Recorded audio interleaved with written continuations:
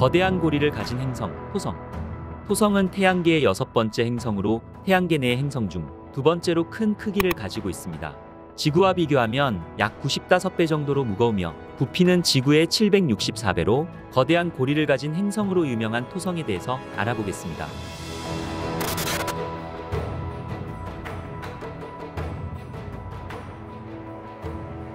가스행성 토성. 토성은 목성과 같이 대표적인 가스행성으로 구성물질 대부분이 수소와 헬륨 등의 기체로 이루어져 있습니다. 토성은 태양계에서 유일하게 평균 밀도가 물보다도 작은 행성입니다. 토성을 물이 가득 찬 거대한 욕조 안에 넣을 수 있다면 아마 토성은 물에 둥둥 뜰 것입니다.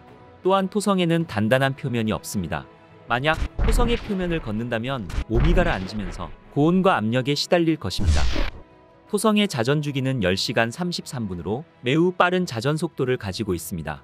지구가 자전하는 데 24시간 정도 걸리는 데 비해 지구보다 764배나 큰 토성은 고작 10시간 정도밖에 걸리지 않으니 얼마나 빠른 것인지 알 수 있습니다. 바로 이 엄청나게 빠른 자전 속도로 인해 토성 이적도가 약간 부풀어 오르고 극지방은 평평한 모양을 지니고 있습니다. 토성의 표면 온도는 영하 섭씨 180도입니다. 토성의 온도가 낮은 이유는 태양과 너무 멀리 떨어져 있기 때문에 지구가 태양으로부터 받는 열량의 100분의 1밖에 받지 못합니다.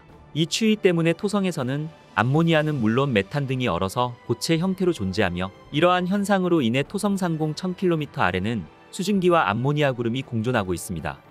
토성의 핵은 얼음과 암석으로 구성되어 있으며 금속성 수소층인 내부 멘틀과 액체 수소층인 외부 멘틀, 그리고 수소와 헬륨으로 구성된 대기층에 둘러싸여 있습니다. 또한 토성의 핵은 단순한 암석 덩어리가 아니라 다양한 암석과 얼음이 유체 형태의 금속성 수소와 뒤섞인 진흙처럼 부드러운 혼합물로 이루어져 있습니다.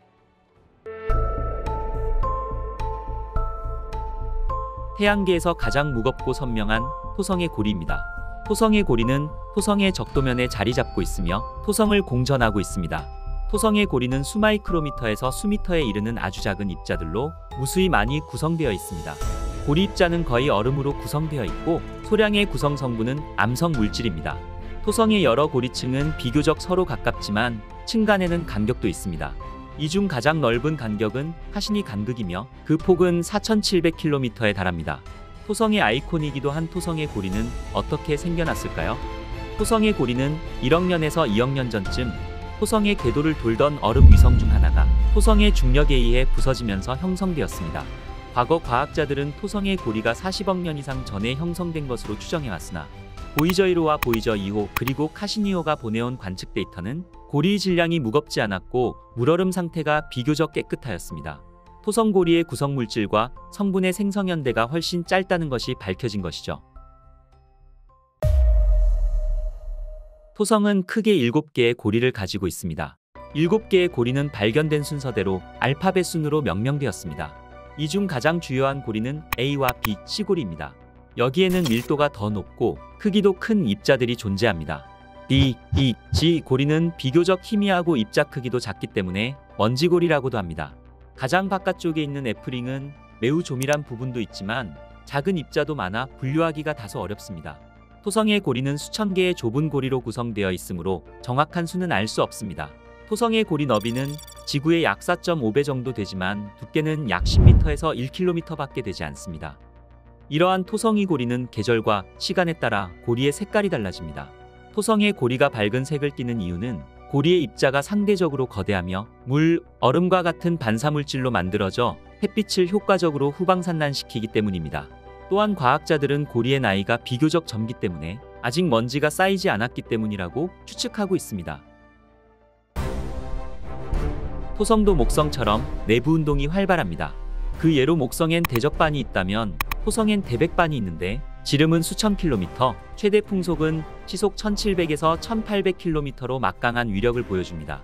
토성 대기에서 주기적으로 발생하는 대폭풍으로 이는 목성 대적반의 80에서 100m/s보다도 5배에서 6배 빠른 것입니다. 토성의 내부의 열로 인한 대기의 대순환의 하나로 대폭풍이 발생하기 때문에 토성은 생김새와 달리 내부는 지옥일 것입니다. 토성의 대백반은 1876년 아사프홀에 의해 처음 관측된 이후 약 28년을 주기로 항상 관측되고 있습니다. 참고로 이 주기는 토성의 북반구가 태양을 바라보는 주기와 일치합니다. 이 폭풍이 대기층 아래에 있던 물질들을 모조리 끌어올리는 덕분에 토성의 대기 구조를 밝히는 데 큰 공헌을 했습니다. 1990년대에는 컴퓨터 시뮬레이션을 통해 열적 불안정이라는 현상에 의해 발생하는 것으로 알려졌습니다. 쉽게 말해 하층부의 따뜻하고 습한 공기가 급속도로 올라와 거대한 폭풍을 만드는데 이게 바로 대백반이라는 것입니다. 토성에는 용의 폭풍이라는 것도 있는데 대기 하층부에서 발생하며 대백반과는 달리 오랫동안 지속됩니다. 지구의 번개와 같은 강력한 전파가 방출되고 갑자기 밝게 달아오른 뒤 잠잠해지는 현상이 관측됩니다.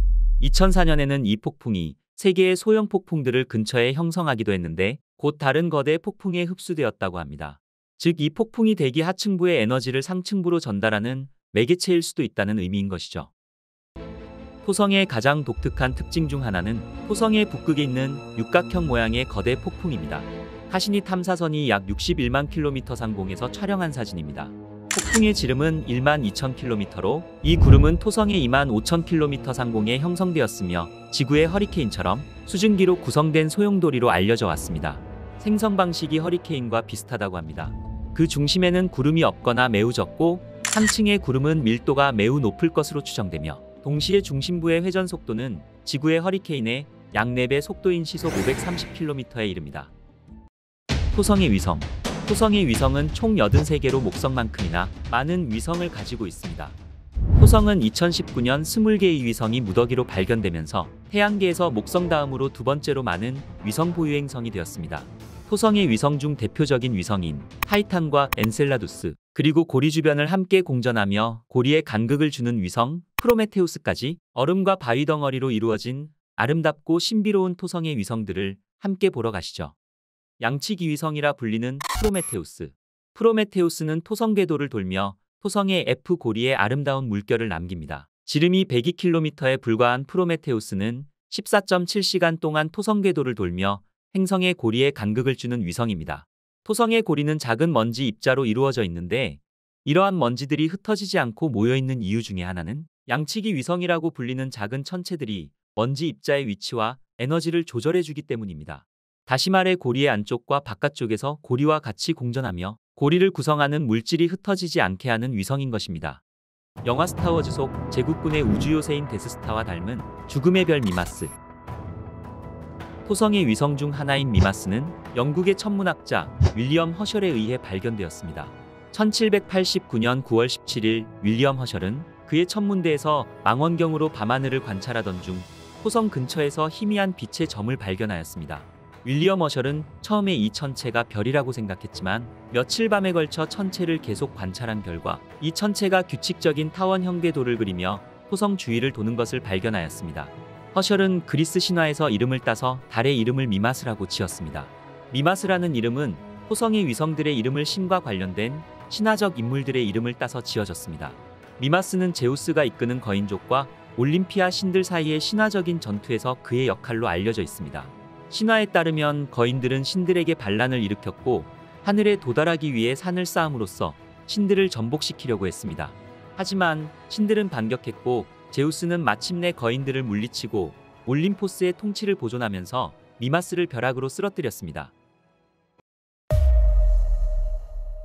미마스의 지름은 약 370km에 불과한 작은 천체로 현재까지 파악된 토성의 83개 위성 중 가장 작습니다.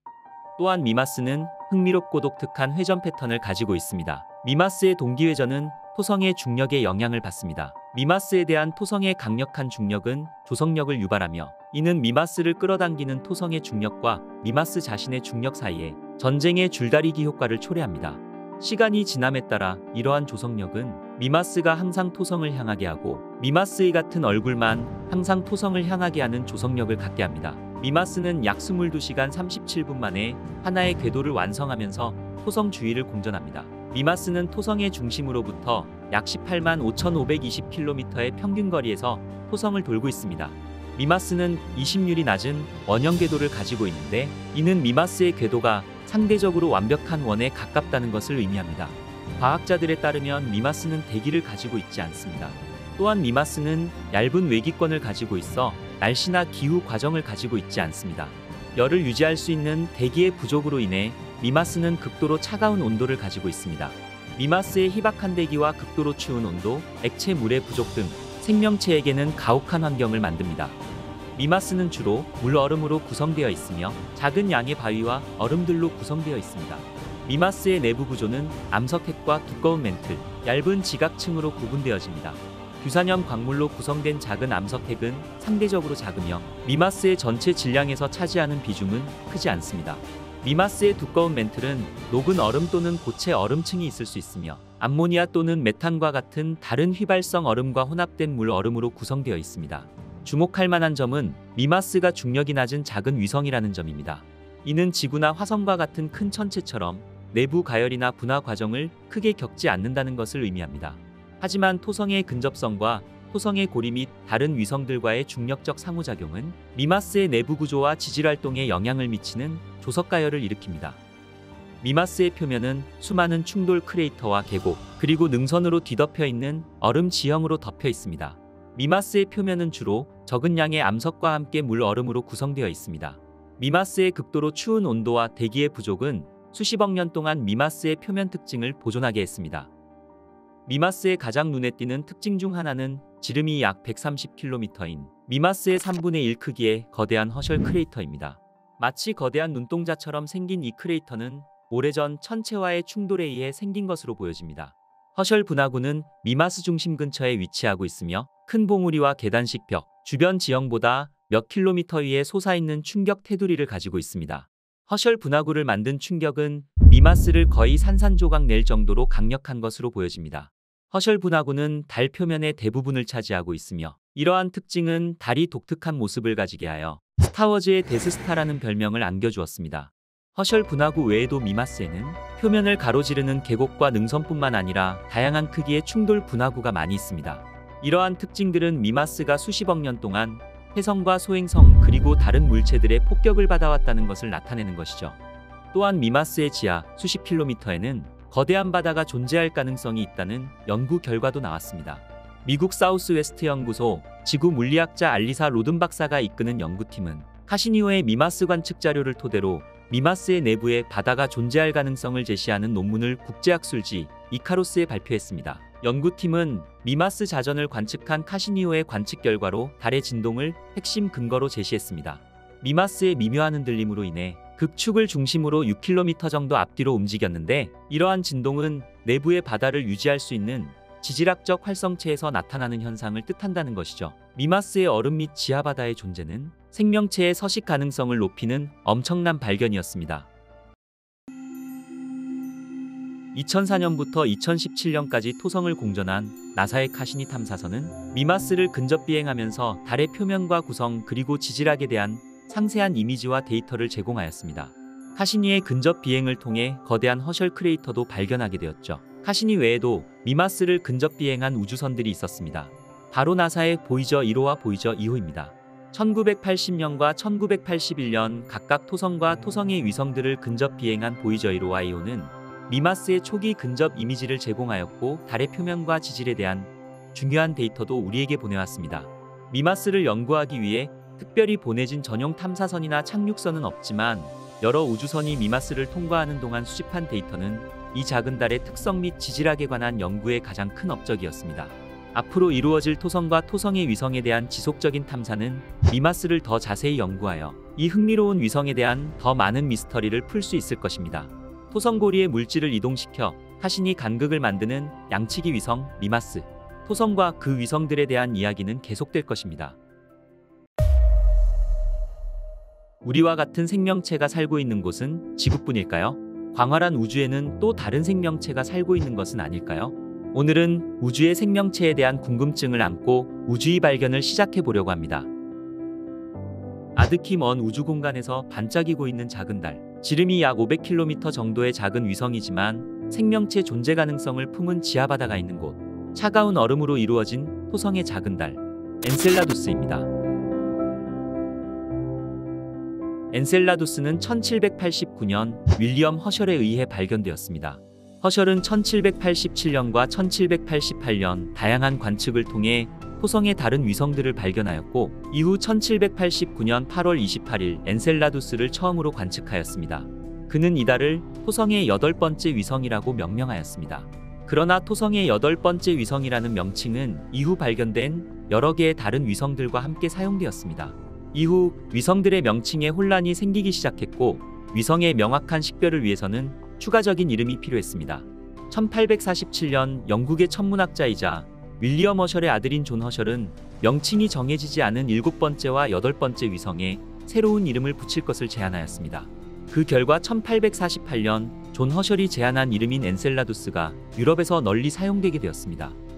엔셀라두스는 토성을 공전하면서 동시에 자전하고 있습니다. 이 때문에 엔셀라두스의 자전축은 토성의 자전축과 거의 일치하고 있습니다. 즉, 엔셀라두스는 토성의 자전과 동일한 방향으로 자전하고 있는 것입니다. 엔셀라두스의 자전 주기는 약 38시간으로 이는 토성을 한 바퀴 도는 공전 주기와 거의 동일합니다. 이러한 자전 주기는 엔셀라두스의 북쪽과 남쪽 지역에 서로 다른 계절을 가져오게 합니다. 엔셀라두스의 자전은 토성의 중력에 의해 조절되며 이는 엔셀라두스의 내부 구조와 지하바다의 흐름에도 영향을 미칩니다. 엔셀라두스는 토성에서 두 번째로 가까운 위성입니다. 엔셀라두스의 공전 궤도는 평균 약 23만 8천 킬로미터 정도이며 토성을 한번 공전하는데 약 33시간밖에 걸리지 않습니다. 또한 엔셀라두스는 토성의 중력에 의해 공전하고 있습니다. 토성의 자기권 안에 위치해 있는 엔셀라두스는 자기장에 직접적인 영향을 받는 것입니다. 또한 엔셀라두스는 토성의 네 번째 위성 디오네와 2대1의 궤도 공명을 하고 있습니다. 즉 디오네가 한 번 공전하는 동안 엔셀라두스는 토성 주위를 2번 도는 것이죠. 이러한 궤도 공명은 엔셀라두스의 궤도가 완벽한 원형이 되는 것을 막아주며 달의 조석 변형을 막습니다. 이러한 조석력은 엔셀라두스의 핵을 가열하게 되는 것입니다. 엔셀라두스는 수소와 헬륨으로 이루어진 매우 얇은 대기를 가지고 있습니다. 이들은 주로 엔셀라두스 표면에서 방출되는 가스와 함께 형성됩니다. 매우 차가운 대기를 가진 엔셀라두스의 평균 온도는 영하 198도로 추정됩니다. 대부분의 태양빛을 반사하는 엔셀라두스는 실제로 토성에서 가장 추운 위성 중 하나입니다. 이러한 엔셀라두스의 대기 성분은 태양의 자외선으로부터 지표면과 지하바다를 보호하는 역할을 합니다. 엔셀라두스의 표면은 온통 얼음으로 뒤덮여져 있습니다. 주요 구성 성분인 얼음은 수소와 헬륨 같은 가스 성분과 혼합되어 있습니다. 또한 엔셀라두스의 지하에는 암석과 물이 포함된 바다가 존재하는 것으로 추정됩니다. 엔셀라두스의 지하바다는 지상과는 다르게 얼음에서 만들어진 지표 위에 있는 바다가 아니라 얼음 지표 아래에 있는 암석과 물의 혼합물로 이루어져 있습니다. 이 지하바다는 지구의 바다처럼 수소화된 물로 이루어져 있을 가능성이 크며 이 수소화된 물은 생명체의 존재 가능성을 가지고 있습니다. 얼음과 암석으로 이루어져 있는 엔셀라두스의 모습입니다. 지름이 500km인 엔셀라두스는 크기가 작고 표면은 매우 균일하게 보입니다. 엔셀라두스의 표면은 크게 두 가지 지형으로 나눌 수 있습니다. 첫 번째는 얼음으로 형성되어 이루어진 지형으로 크레이터와 골짜기를 뜻하는 밸리 지형 및 평지가 이에 해당됩니다. 이 지형들은 주로 얼음에서 생성되었으며 얼음의 형태와 크기는 지형이 형성된 방식을 알 수 있게 해주었습니다. 엔셀라두스는 표면에 다른 물질이 없기 때문에 매우 밝은 천체입니다. 이러한 밝은 표면은 태양으로부터 받은 대부분의 빛을 반사합니다. 이로 인해 엔셀라두스는 태양계에서 가장 하얀 천체 중 하나인 것이죠.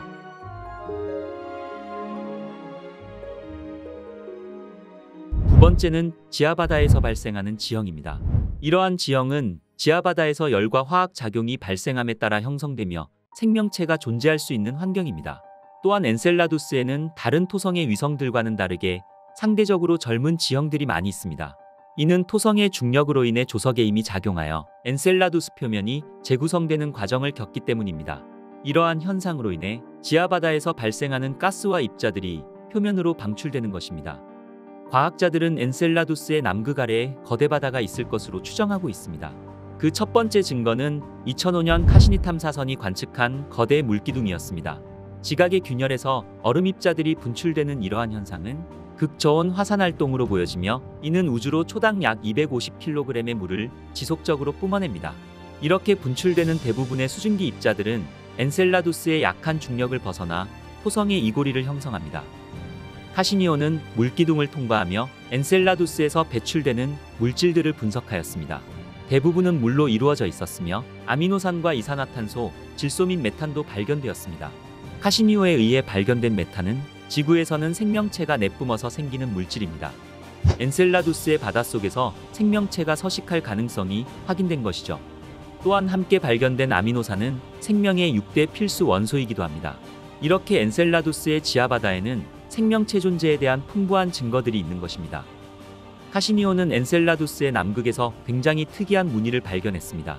호랑이 줄무늬로 알려진 남극의 균열입니다. 평행한 줄무늬로 이루어져 있는 호랑이 줄무늬의 폭은 약 130km로 약 35km 간격으로 서로 교차하며 바닥에서 1km 정도 솟아나 있습니다. 과학자들은 엔셀라두스의 장기적인 냉각이 발생하여 얼음 지각을 두껍게 만들었고 행성 전체에 인장력이 쌓이기 시작하면서 조석가열로 얼음이 가장 얇은 극지방에서 첫 균열이 발생했다고 추측하고 있습니다. 과학자들은 이 호랑이 줄무늬를 통해 우주로 분출되는 간헐천의 물질이 지하바다에서 나오는 것으로 추정하고 있습니다. 엔셀라두스의 가장 독특한 점은 남반구 전역에 충돌 크레이터가 전혀 없다는 점입니다. 이는 엔셀라두스의 표면이 매우 젊다는 것을 의미하기도 합니다. 카시니 탐사선이 촬영한 엔셀라두스의 북극의 모습입니다. 거미줄처럼 생성되어 있는 수많은 크레이터와 균열들이 보이시나요? 얼음으로 이루어진 표면의 매끄러운 모습과 지각의 균열로 인한 크레이터들이 공존하고 있는 엔셀라두스의 모습이었습니다.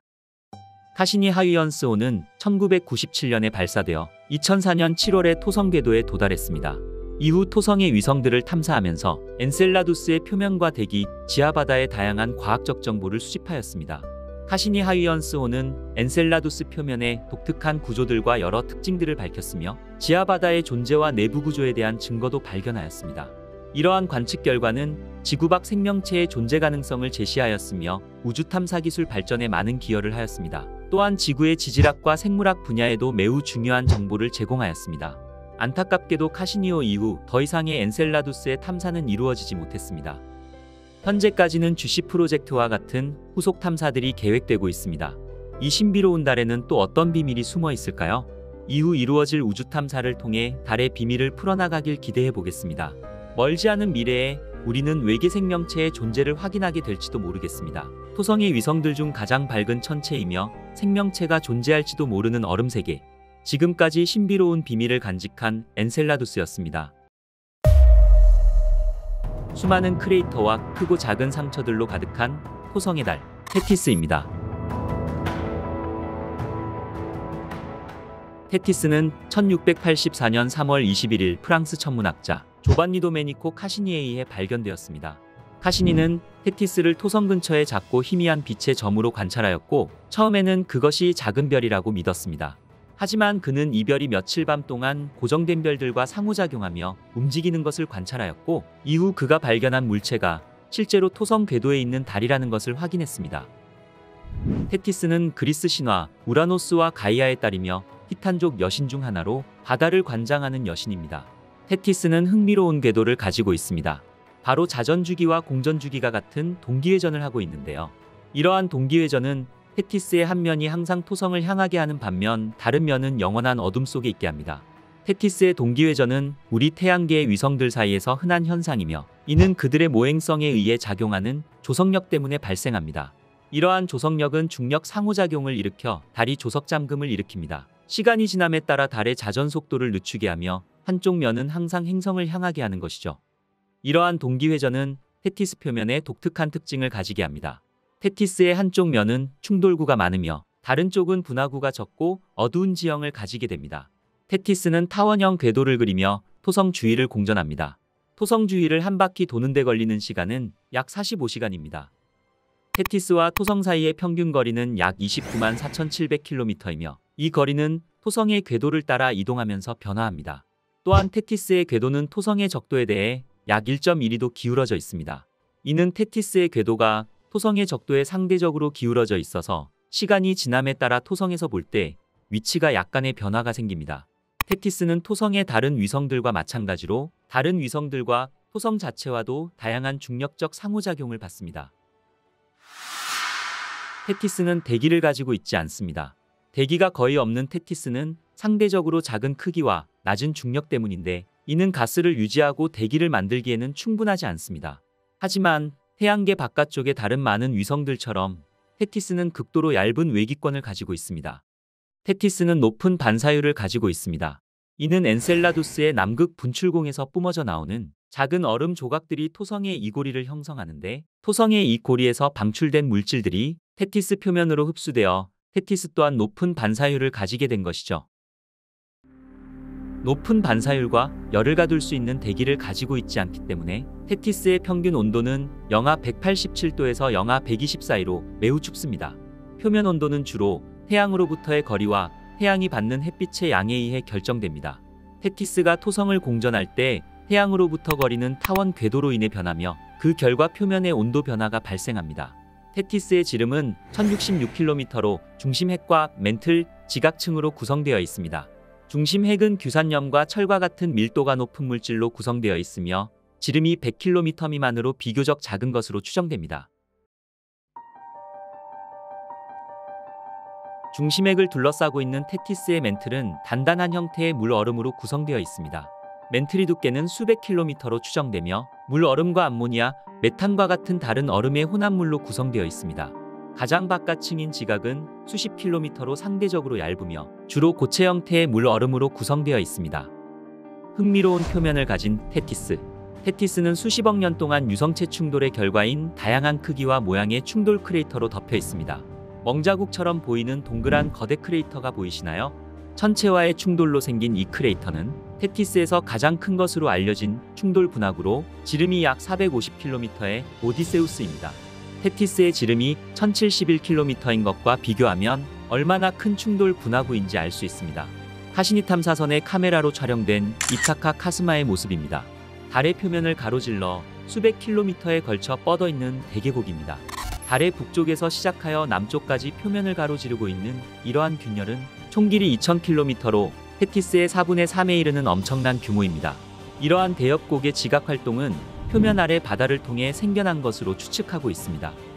테티스 표면에는 색연필로 낙서한 것처럼 그인 빨간색 줄도 볼 수 있습니다. 이것은 카시니 탐사선이 촬영한 사진 속 데이터로 길이는 수백 킬로미터이며 혹은 1km 정도의 이 붉은색 자국은 표면 아래에서 가스가 방출되며 생긴 것으로 추측하고 있습니다. 테티스의 표면에는 눈에 띄는 얼음 절벽이 있습니다. 이는 달의 얼음 지각이 오랜 기간 내부의 힘에 의해 밀리고 당기고 부서지면서 생기는 현상으로 이는 수 킬로미터 높이에 이를 수 있는 길고 가파른 절벽입니다. 다른 지역보다 더 부드럽고 분화구가 적은 비교적 평평한 테티스의 평원입니다. 이 평원들은 비교적 젊은 것으로 보여지며 오래된 분화구들의 매움이나 달의 표면을 다시 표면화하는 다른 과정들로 인해 형성된 것으로 보여집니다. 2004년부터 2017년까지 토성 궤도를 선회한 카시니 우주탐사선은 테티스의 표면과 구성에 대한 귀중한 데이터를 우리에게 보내왔습니다. 카시니 탐사선은 충돌 크레이터와 계곡, 밝고 어두운 지형을 포함한 다양한 지질학적 특징과 테티스 표면의 상세한 이미지를 포착했습니다. 또한 테티스의 표면 성분을 분석하여 테티스가 주로 다른 물질의 흔적이 있는 물얼음으로 이루어져 있다는 것을 밝혀냈습니다. 카시니 탐사선 이외에도 테티스를 포함한 토성과 토성의 위성들을 연구한 다른 우주선들로는 1980년대에 토성을 근접 통과한 보이저 1호와 보이저 2호, 그리고 지구 궤도에서 테티스의 이미지를 포착한 허블 우주 망원경이 있습니다. 하지만 현재까지 테티스 탐사를 위해 특별히 보내진 전용 탐사선이나 착륙선은 없습니다. 이 매혹적인 달을 더 조사하고 표면과 내부 작용에 대한 더 많은 비밀을 풀기 위해 새로운 탐사선이 보내지기를 기대해 보겠습니다. 울퉁불퉁한 상처로 가득한 신비로운 토성의 달, 디오네입니다. 디오네는 1684년 3월 21일 천문학자 조반니 카시니에 의해 발견되었습니다. 카시니는 망원경을 통해 토성과 토성의 위성들을 관찰하던 중 행성 주위를 도는 작은 물체를 발견했습니다. 처음에는 그것이 별이라고 생각했지만 이후 더 많은 관찰을 한 뒤에 달이라는 것을 깨달았습니다. 카시니는 그리스 신화에 나오는 티타네스 중 한 명인 오세아누스와 테티스의 딸로 위성의 이름을 디오네라고 지었습니다. 디오네의 자전 주기는 약 2.7일로 이는 토성 주위를 한 바퀴 도는 공전 주기와 같습니다. 이러한 동기자전은 디오네의 같은 면이 항상 토성을 향하는 토성의 조성력에 의해 디오네 표면 온도는 특정 영역이 태양을 향하는지 태양에서 멀리 향하는지에 따라 크게 달라질 수 있습니다. 태양을 마주보는 면은 영하 183도의 온도에 도달하는 반면 다른 면은 영하 243도의 낮은 온도로 떨어지기도 합니다.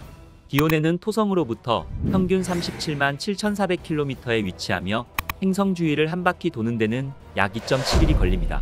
또한 행성 주위를 규칙적이고 원형에 가까운 궤도로 돌고 있습니다. 대부분의 토성의 얼음 위성들처럼 디오네는 외기권으로 알려진 매우 얇고 약한 대기를 가지고 있습니다. 또한 대기는 주로 분자산소와 이산화탄소로 구성되어 있습니다. 디오네는 토성에서 네 번째로 큰 위성으로 지름은 약 1123km입니다. 타이탄과 레아와 같은 토성의 주요 위성들에 비해서는 상대적으로 작습니다. 비록 디오네의 내부 구조는 직접 측정되지는 않았지만 과학자들은 달의 밀도와 물리적 특성에 근거하여 달의 내부 구조를 추론해냈습니다. 토성의 다른 얼음 위성들과 마찬가지로 디오네는 얼음 멘틀로 둘러싸인 바위로 된 중심핵으로 분화된 내부를 가지고 있습니다. 중심핵은 규산염 암석과 금속으로 구성되어 있는 반면 얼음 멘틀은 물 얼음과 암모니아와 메탄과 같은 다른 휘발성 화합물이 조합으로 구성되어 있습니다. 표면은 분화구로 덮여 있고 일부 지역은 지각활동과 극저온 화산이 증거를 보여줍니다. 디오네에 얽힌 한 가지 더 흥미로운 사실은 마치 바위처럼 굳어버린 얼음 표면 아래에 거대한 바다가 숨겨져 있을 가능성입니다. 나사는 디오네의 표면 아래에 약 100km 길이의 바다가 존재할 것으로 추측하고 있습니다. 2004년 토성에 도착한 카시니 탐사선은 13년 동안 임무를 수행하며 디오네를 여러 번 근접해 통과하였습니다. 카시니 탐사선의 과학기계를 통해 고해상도 이미지와 달의 구성 및 지질학과 같은 놀라운 정보들을 우리에게 보내왔습니다. 디오네의 극지 지도입니다. 디오네의 표면은 지각활동과 극저온 화산 증거를 보여주며 심하게 충돌한 지형으로 특징지어집니다. 또한 매끄러운 평원이 있는데 이것은 극저온 화산활동이나 지각활동에 의해 형성된 것으로 보여집니다. 디오네의 표면은 얼음으로 덮여 있는데 물 얼음과 소량의 다른 휘발성 화합물로 구성되어 있으며 표면의 일부 영역은 다른 영역보다 밝아서 표면 구성이나 질감 차이를 나타냅니다. 디오네의 표면에서 가장 두드러진 특징 중 하나는 위스피 지형으로 알려진 큰 틈입니다. 달에 긁힌 자국처럼 보이는 이러한 틈은 표면에 균열이 생긴 것으로 밝은 물질이 균열을 채우고 있습니다. 무수한 균열 사이에 있는 얼음 절벽의 패턴은 지각활동이나 극저온 화산에 의한 것으로 추정됩니다. 2007년 카시니 탐사선은 디오네로부터 11만 킬로미터의 거리에서 디오네의 협곡을 촬영하였습니다. 지금 보시는 사진은 카시니 탐사선의 광각 카메라로 촬영된 이미지입니다. 밝고 희미한 골절이 디오네 뒤쪽을 가로질러 줄무늬를 이룹니다. 과학자들은 이 줄무늬가 빙화산 활동에 의해 압출된 밝은 물질로 추정하고 있습니다. 디오네는 여러 개의 충돌 크레이터를 가지고 있습니다. 카시니오는 디오네로부터 약 4만 1000km 떨어진 거리에서 오래되고 선형적인 특징에 중첩된 크레이터 듀오를 포착했습니다. 이 멋진 사진은 디오네의 밝은 절벽 단지를 보여줍니다. 오른쪽 하단에는 여러 방향으로 확장된 선형 광선을 나타내는 카산드라라가 보이네요. 카시니 탐사선은 2015년 8월 17일 디오네의 표면 위를 474km 근접 통과하면서 디오네를 마지막으로 촬영했습니다. 거칠고 얼음으로 덮인 디오네의 초승달 모양은 우리에게 마지막 인사라도 하는 듯한 모습이네요.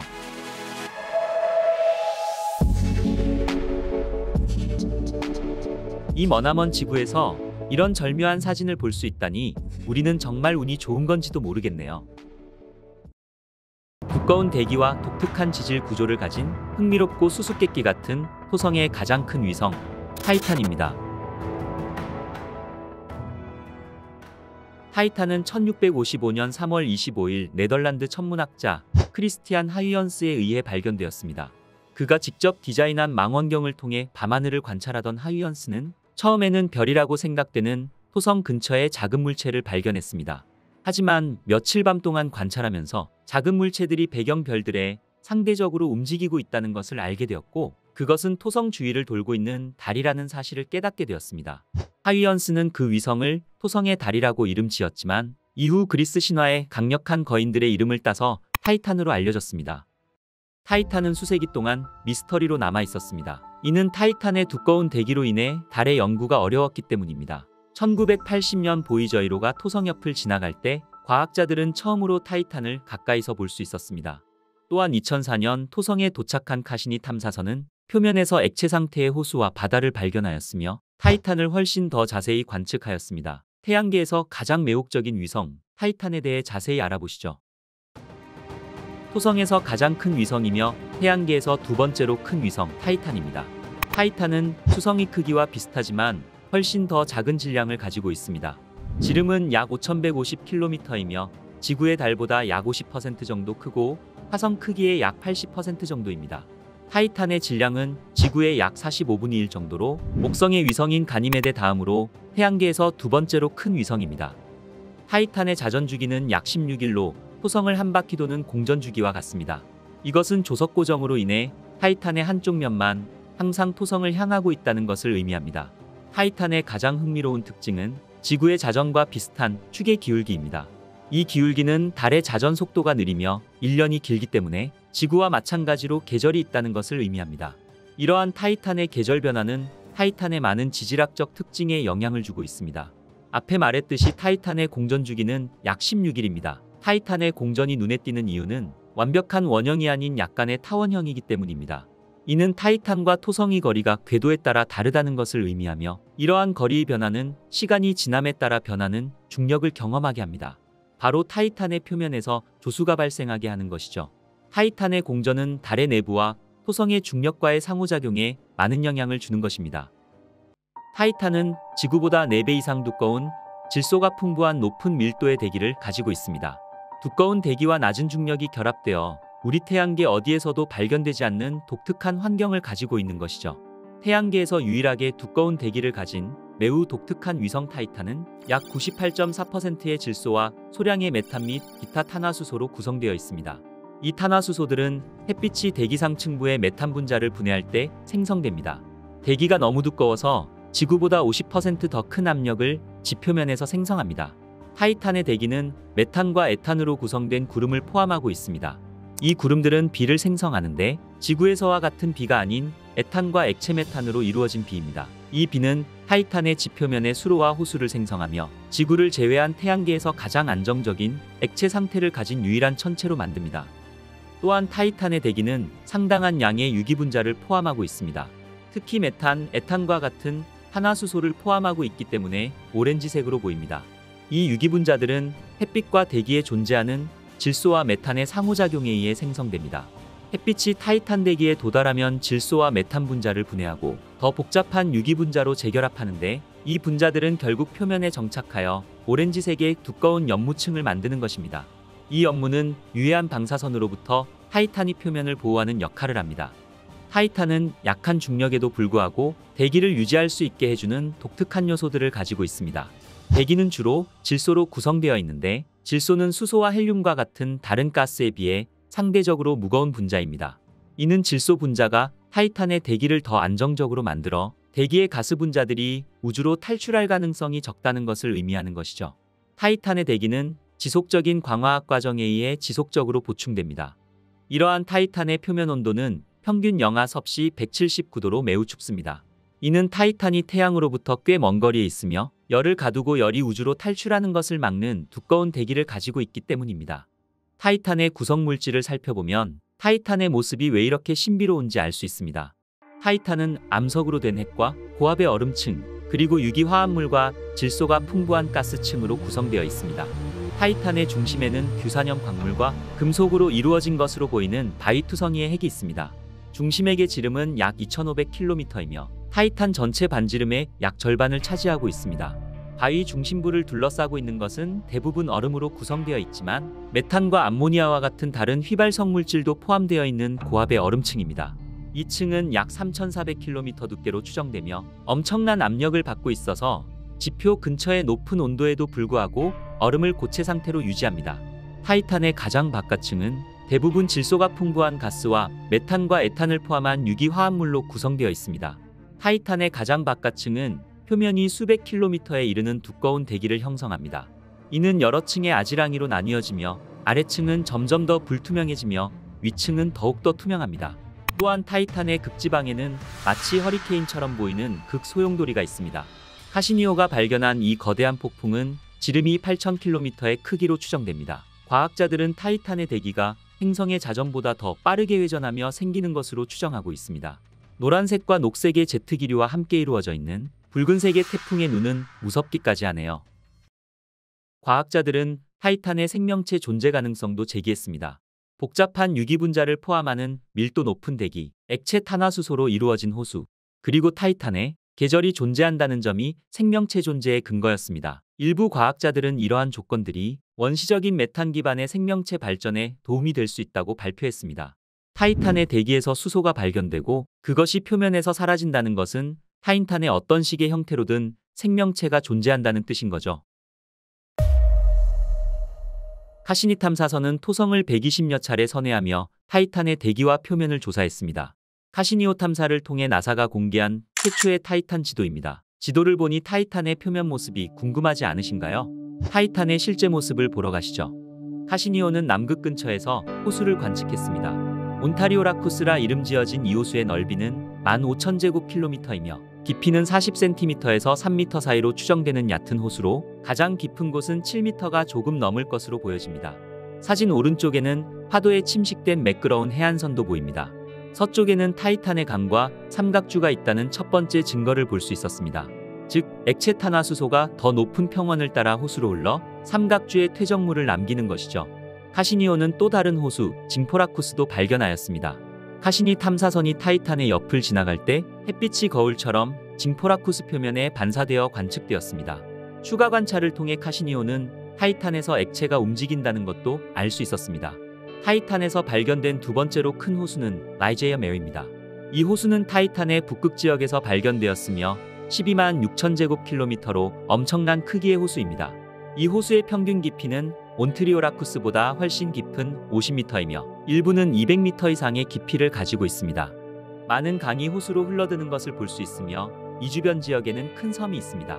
마법의 섬이라고 불리는 이 지역의 정말 신비로운 사실은 섬처럼 보이는 바로 이 지점이 나타났다 사라지는 것을 반복한다는 것입니다.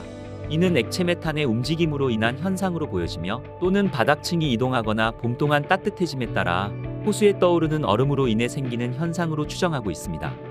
40만 제곱킬로미터에 달하는 타이탄에서 가장 큰 호수 크라켄 메어입니다. 이 호수는 작은 길이로 분리된 두 개의 주요 부분으로 나뉩니다.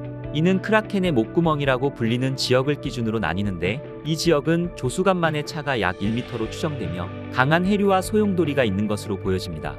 타이탄의 표면은 1억 년 정도로 매우 젊습니다. 이는 표면이 지질학적으로 활동적임을 의미합니다. 토성과의 기조력으로 인해 달의 지각 활동이 있다는 증거도 있습니다. 그러나 재생된 표면의 주요 요인은 극저온화산일 가능성이 높습니다. 대기에서 메탄을 생성하는 것과 동일한 것으로 이는 지구 화산 활동의 마그마 분출과 같은 현상으로 타이탄의 마그마는 물과 암모니아라는 점이 다른 점입니다. 타이탄의 극저온화산 활동으로 인해 물과 암모니아가 지표면 위로 분출되어 얼어붙어 달의 표면을 재생하는 것입니다. 물과 암모니아로 이루어진 혼합물은 지구의 용암보다 낮은 점성으로 인해 지구의 용암에 비해 훨씬 더 멀리 흐릅니다. 따라서 산이 더 평평하며 지구의 화산보다 높이가 낮게 형성되는 것입니다. 소트라파테라입니다. 소트라파테라 주변 지역에는 높이 차이가 큰 산맥과 계곡, 바위, 기둥 등이 존재하며 메탄가스의 분출이 관측되었습니다. 이는 지하에서 활동하는 마그마나 메탄가스가 지표면으로 분출되어 지표면 환경을 변화시키는 것으로 추정됩니다. 타이탄의 용암이 물과 다른 광물의 혼합이라는 사실은 표면이 지저분한 얼음으로 이루어졌음을 의미합니다. 타이탄의 가장 높은 산은 로키 산맥처럼 산등성이 벨트 형태를 하고 있습니다. 이 능선 벨트는 극저온 화산으로 보여집니다. 타이탄에서 가장 큰 산은 미트림 몬테입니다. 미트림 몬테로 알려진 타이탄의 삼중주 산등성이는 흐릿한 토성의 위성에서 가장 높은 봉우리가 있는 곳입니다. 매우 특이한 점은 메탄눈으로 덮여있는 산이라는 점입니다. 타이탄의 표면에서 가장 눈에 띄는 점은 어두운 지형의 패치입니다. 과거에는 바다였을 수도 있지만 지금은 어두운 광물 퇴적물의 평원입니다. 지구의 남이부 사막과 유사하게 바람이 부는 언덕으로 나타납니다. 타이탄의 표면에는 산과 다른 높은 지형들이 있으며 어떤 봉우리들은 수킬로미터까지 올라갑니다. 이러한 특징들은 물 얼음 또는 유기화합물의 혼합물로 만들어진 것으로 추정됩니다. 1997년 발사된 카시니 하위언스. 나사와 유럽 우주국에 의해 개발된 카시니 하위언스 탐사선은 타이탄의 대기와 표면을 연구하기 위해 특별히 설계되었습니다. 7년간의 여행 끝에 2004년 토성 궤도에 진입했습니다. 2004년 12월 25일 하위언스 탐사선은 카시니 우주선에서 풀려나 타이탄 표면을 향해 하강하기 시작했습니다. 하강하는 동안 하위언스 탐사선은 귀중한 데이터를 다시 토성을 공전하고 있는 카시니 탐사선으로 전송했고 카시니 우주선은 그 데이터를 지구로 보내왔습니다. 하위언스 탐사선의 과학 장비들은 온도와 압력, 그리고 풍속뿐만 아니라 타이탄 대기의 구성과 밀도도 측정하였으며 타이탄의 독특한 표면의 이미지들을 포착했습니다. 또한 복잡하고 역동적인 대기와 지질학적으로 활동하는 표면을 포함한 타이탄에 대한 풍부한 정보를 우리에게 보내왔습니다. 이로 인해 과학자들은 타이탄의 표면에 액체 탄화수소의 존재를 밝혀냈고, 이는 달의 생명체가 존재할 가능성에 대한 추측을 이끌어냈습니다. 그리고 타이탄의 두꺼운 대기를 통과하면서 하위연스 탐사선의 과학 장비를 통해 타이탄 대기의 소리도 녹음하였습니다. 그럼 잠시 타이탄의 소리를 들어볼까요?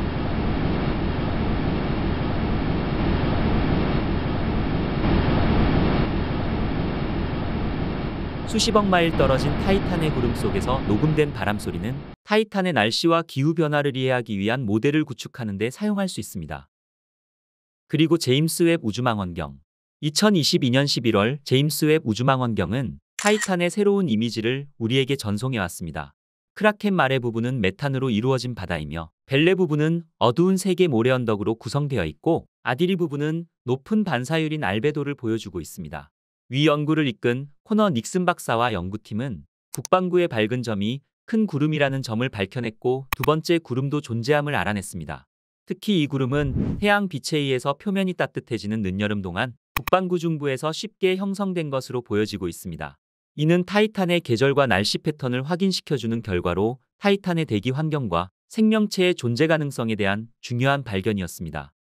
이후 이루어질 탐사 계획으로는 드론 탐사선 프로젝트입니다. 달의 거주 가능성과 생명의 징후를 찾는 것에 초점을 맞춘 드래곤플라이 프로젝트. 2027년 발사되어 2035년 타이탄에 도착할 예정인 드래곤플라이 프로젝트는 약 3년에 걸쳐 탐사 임무를 진행할 계획입니다. 또한 미국 항공우주국 나사는 향후 20년 안에 타이탄으로 로봇 잠수함을 보내는 프로젝트를 추진하고 있습니다. 타이탄의 바다에 로봇 잠수함을 보내 타이탄의 해양과 대기를 연구하는 프로젝트를 진행하는 것이죠. 로봇 잠수함 계획이 공식 승인을 받으면 나사는 2030년대 중반 토성의 탐사선을 발사할 예정입니다. 실제 토성 궤도에 도착하는 시간은 2030년대 말이나 2040년대 초반이 될 것으로 예상하고 있습니다. 현재 로봇 잠수함 계획에는 2개의 로봇이 발사될 예정입니다. 하나는 길이 6m의 로봇 잠수함이고 또 다른 하나는 타이탄 터틀이라고 불리는 자율로봇입니다. 우주과학과 인공지능의 발달로 새롭게 들려올 타이탄에 대한 놀라운 정보들이 정말 기대가 됩니다. 앞으로 더욱 발전된 우주과학 기술로 인해 매혹적인 타이탄과 광활한 우주에 대한 많은 이야기를 들을 수 있기를 바라봅니다. 스펀지 모양의 기괴한 달, 히페리온입니다. 1848년 천문학자 윌리엄 크렌치 본드는 그의 아들 조지 필립 본드와 함께 히페리온을 발견하였습니다. 히페리온이라는 이름은 그리스 신화의 우라노스와 가이아의 아들이며 크로노스의 형제이자 테아의 남편인 히페리온이라는 이름에서 유래되었습니다. 히페리온은 매우 특이하고 예측할 수 없는 자전 궤도를 가지고 있습니다. 대부분의 위성들처럼 고정된 축을 중심으로 꾸준히 회전하는 대신 히페리온은 토성 주위 궤도에서 혼란스럽게 굴러갑니다. 이는 달의 밀도가 낮고 중력장이 약해 안정적인 모양을 유지하기 어렵기 때문입니다. 히페리온의 자전은 토성의 중력과 다른 위성들의 영향을 받습니다. 이러한 조석 굴곡 현상으로 인해 히페리온의 모양은 궤도를 이동하면서 약간씩 변하며 시간이 지남에 따라 회전축이 예측할 수 없게 변하게 됩니다. 이로 인해 히페리온의 자전 주기는 약 13일에서 16일까지 매우 다양합니다. 예측할 수 없는 회전에도 불구하고 히페리온은 깊은 분화구와 날카로운 능선, 그리고 얼음으로 뒤덮인 평원을 포함한 독특한 표면을 가지고 있습니다. 이러한 특징들은 토성계의 다른 물체들의 충돌뿐만 아니라 달 자체의 무질서한 자전에 의해 형성되었다고 보여집니다. 이러한 히페리온의 독특한 회전은 천문학자들과 우주를 좋아하시는 분들의 관심을 한 번에 사로잡을 수 있는 매혹적인 현상 중 하나인 것입니다. 히페리온은 타원형으로 공전하고 있으며 기울어진 궤도를 가지고 있습니다. 또한 토성계 다른 위성들로 인해 궤도와 속도가 모두 변화하는 등 매우 불규칙한 궤도를 가지고 있습니다. 히페리온의 토성으로부터의 평균 거리는 약 150만 킬로미터이지만 궤도는 최소 약 140만 킬로미터에서 최대 약 160만 킬로미터까지 매우 다양합니다. 이 타원형 궤도는 완성되는 데 약 21일 정도 걸립니다. 타원형 외에도 궤도의 특이한 점은 히페리온이 토성의 적도에 비해 약 27도 기울어져 있다는 점입니다. 이는 달이 토성 주위를 도는 경로가 토성 고리의 평면과 다른 위성들의 궤도에 상대적으로 기울어져 있다는 것을 의미합니다. 히페리온의 궤도는 토성계의 다른 위성들과의 상호작용으로 인해 더욱 복잡하며 이는 속도와 궤도의 변화를 일으킬 수 있습니다. 히페리온의 회전에 더 큰 영향을 미치는 것은 타이탄과 공명한다는 사실입니다. 따라서 타이탄과 히페리온의 두 개체는 복잡한 변형 세트에서 서로를 통과하며 속도가 빨라지고 느려집니다. 히페리온은 주로 수소가스로 구성된 매우 미약하고 얇은 대기를 가지고 있습니다. 이는 표면의 입자들이 우주로 분출되어 달 주위에 약한 대기를 형성하게 합니다. 이러한 대기는 달의 표면과 태양풍의 상호작용에 의해 생성된 것입니다. 히페리온의 대기는 메탄과 이산화탄소 그리고 질소를 포함한 가스들로 구성되어 있습니다. 이 가스들은 매우 적은 양으로 존재하며 대기의 전체 밀도는 극도로 낮습니다. 히페리온의 평균 반경은 약 135km로 토성의 수많은 위성들 중 원형이 아닌 불규칙한 위성 중에서는 가장 큰 위성입니다. 감자 모양 같기도 하고 스펀지 모양 같기도 한 불규칙한 히페리온은 아마도 큰 규모의 충돌에 의해 파괴되어 떨어져 나온 위성의 잔해로 보여집니다. 달의 표면은 많은 분화구들로 뒤덮여 있습니다. 과학자들은 히페리온의 내부가 태양계 밖 다른 얼음 위성들과 비슷하게 얼음과 바위의 혼합물로 구성되어 있다고 추정하고 있습니다. 또한 히페리온의 밀도는 물의 절반보다 약간 높습니다. 이는 40% 이상의 공극률이 있는 물 얼음 때문으로 보여집니다. 공극률은 입자와 입자 사이에 있는 빈틈이 차지하는 비율을 말하는데, 낮은 밀도로 인한 40% 이상의 공극률은 히페리온이 부분적으로 속이 비어 있으며 불규칙한 모습을 가지게 합니다.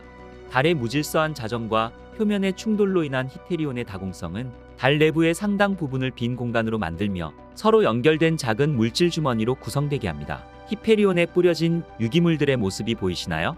히페리온의 표면은 분화구와 산사태로 덮여 있습니다.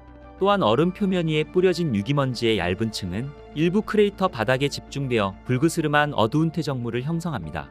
이 새로운 색상 지도는 카시니오에 탑재된 적외선 매핑 분광계 데이터입니다. 파란색과 빨간색으로 표시된 히페리온에 얼어붙은 물과 이산화탄소 얼음입니다. 또한 자홍색은 물과 이산화탄소를 나타내며 노란색은 이산화탄소와 미확인 물질의 혼합을 나타냅니다. 이렇듯 히페리온은 얼음과 휘발성 물질 외에도 규산염과 유기화합물을 포함한 소량의 암성 물질도 포함하고 있습니다. 히페리온은 메탄이나 다른 휘발성 물질에 의해 생성된 것으로 추정되며 유기화합물로 구성된 어두운 젓갈색 물질로 덮여 있습니다. 이 물질은 달의 독특한 외관을 가지게 하며 특이한 붉은색을 가지게 하는 원인이기도 합니다.